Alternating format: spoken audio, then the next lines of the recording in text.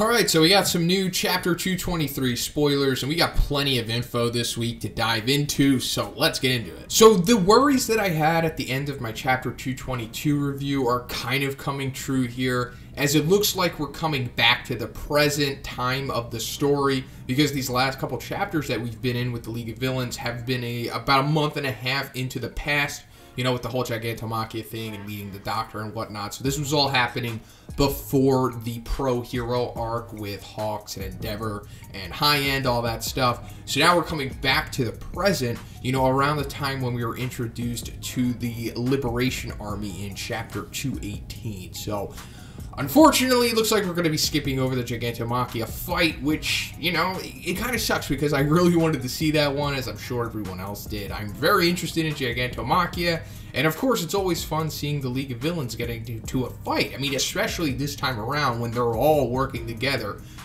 against like one single opponent, which I don't think we've seen before. Usually when they're like fighting or something like that, they're kind of like split up, and they've never really had to work against like one boss dude. But apparently they lost anyway, or they didn't win somehow, because evidently Gigantomachia still to this day has not acknowledged Tomura as being worthy. So I guess this means that they're not going to have Gigantomachia for, I guess, the beginning of this arc at least. I assume that Gigantomachia's got to come back eventually because they built him up this much. So I assume that he's going to be like their ace in the hole, or like their trump card towards the end of this arc, I'm assuming. At least I hope so, because I really want to see this guy wreck stuff, and that just seems like all that he's really capable of.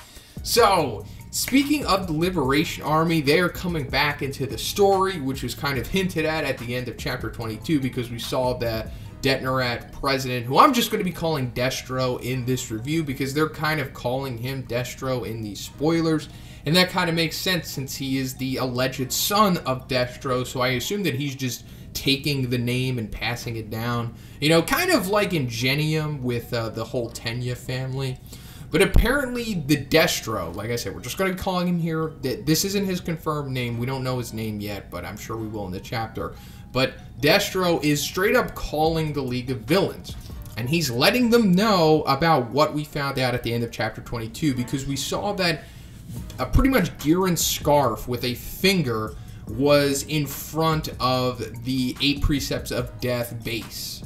And apparently there is a reason for this, because not only is there a finger there, but there's like multiple fingers at various places that are all related to the League of Villains. So you're wondering, like, how was Destro able to figure out all this stuff? So apparently he was able to reconstruct the customer data or the list of clients or whatever information that Giran had, because we know at the end of Chapter 219, Giran was like, I destroyed all of the info. You're not going to get anything from me. So apparently they were able to like restore it or put it back together. I don't know. I mean, we're going to find out in the chapter, but they do have the info. But Giran didn't leak it. Giran is a G to the end. He was tortured, because we can assume that these fingers that are at the various locations are in fact Giran's fingers. So they tried to torture the information out of them. He still didn't give it to them. So props to Giran. I hope he makes it out of this arc okay. He's one of the more interesting characters, and this arc is only making me like him more. So apparently he had 116,000 people on this list that he had, this black book that he had, essentially. And there's all kind of company CEOs, political party leaders, directors of companies. There's just all important people in there, but we can also assume that he had all of the League's info in there, because that's how Destro was able to contact them in the first place. So what are they doing with this info and putting the fingers on the places all around?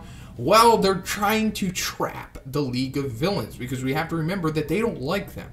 When we found out what their motivation and their goal was for this arc, it was essentially to crush the League of Villains, which was a big surprise to everyone, because we assumed they were just going to go after the heroes. But nah, they're going after the League, and we're finding that out more than ever now, because they apparently have a satellite camera locked onto the League of Villains because of the information that they received from Giran.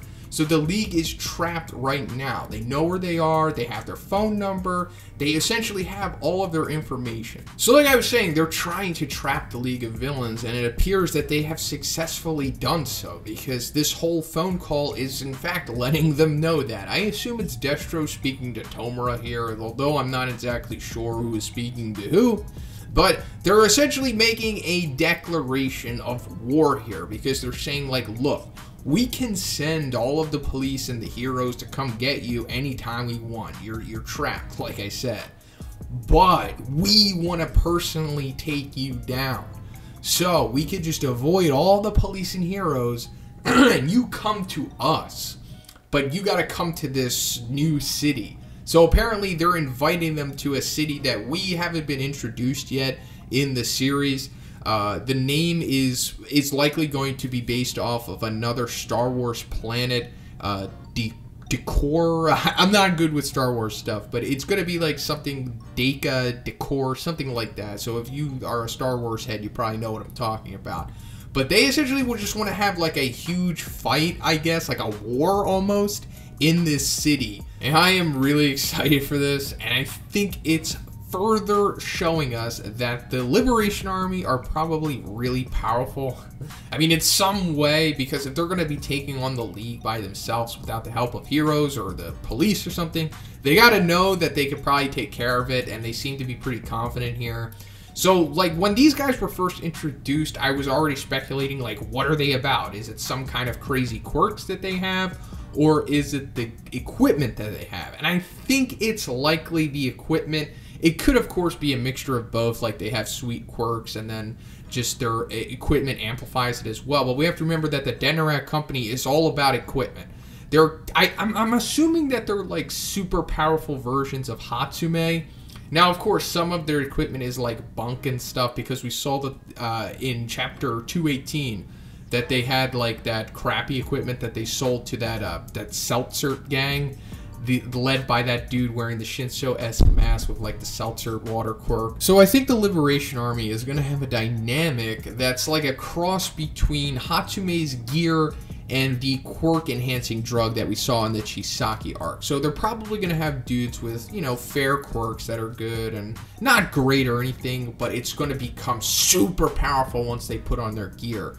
So, because like I was saying, we kind of got a taste of this with that Seltzer guy, because his quirk was okay, I guess, you know, seltzer water, that's fine, whatever, but when he put on those gauntlets, they became super powerful, like, jet streams that were, like, slicing light poles in half and stuff. So that was just the beginning for them.